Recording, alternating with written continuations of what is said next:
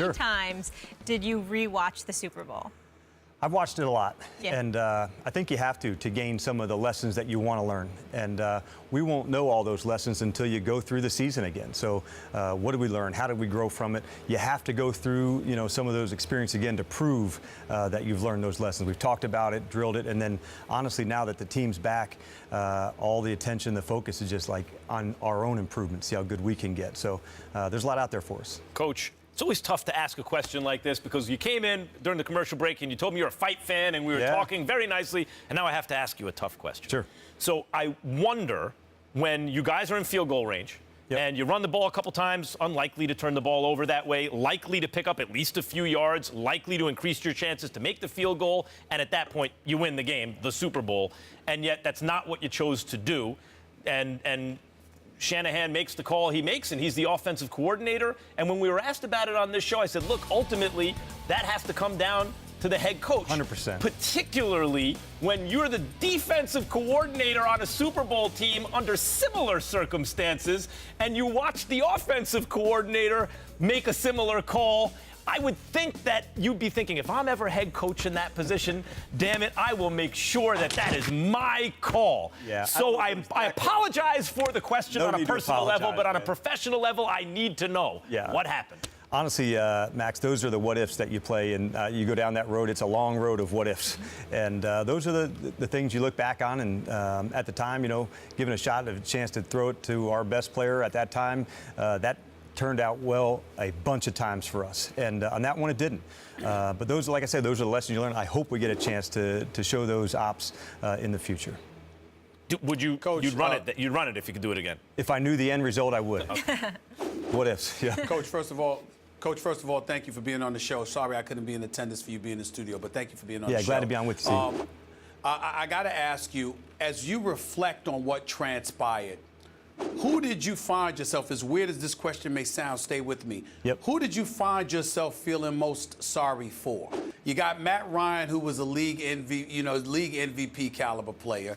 You got Devontae Freeman, had 11 carries for 75 yards, and you're talking about running the football. If you just gave it to him, things may have worked out for you. You got a stud like Julio Jones.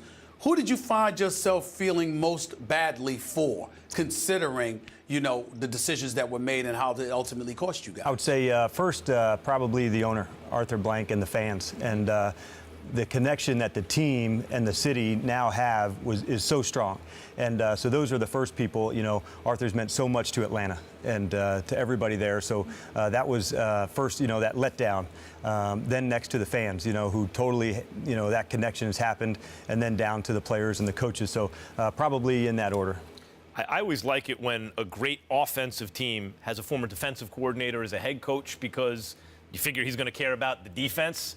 And I wonder how that plays into trying to avoid the hangover, avoid the human tendency to take things for granted, to not go through the whole process again that got you there, particularly when I'm sure you want to improve. How does your defensive background play into that? I think, Max, you nailed it when you said the whole process. And, you go back to base camp, man, you have got to grind, and you've got to put the work in. And if you can get 1% better, you can get 1% better and find little parts of your game to improve upon. That's how we go about it. So for every player on the team, when we reported back, we had a point of attack tape. These are the things in your game you're doing really well. Here might be 2 or 3 things over the next 7 weeks we're going to develop. We're going to drill like crazy to get that part of your game better.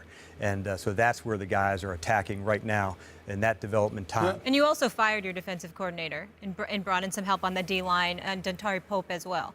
We did. And honestly, that part of, trying to find ways to improve, so adding a guy like Dontari with his experience into the group, we've added some more through the draft, but just adding that speed, that toughness, we're looking for dog competitors in every spot, and those two certainly fit the bill. Coach, when we talk, obviously you're the leader of the team, so certainly there's a level of culpability that you're going to place on your shoulders. I have no doubt that that is the case. But I want to know, how real is that? We talk about players competing against one another. You were on the opposite sideline from somebody widely considered the greatest coach of our generation, if not the greatest coach ever. How much did coaching across the sidelines from Bill Belichick influence some of the decisions that were made or were not made, particularly as the game waned?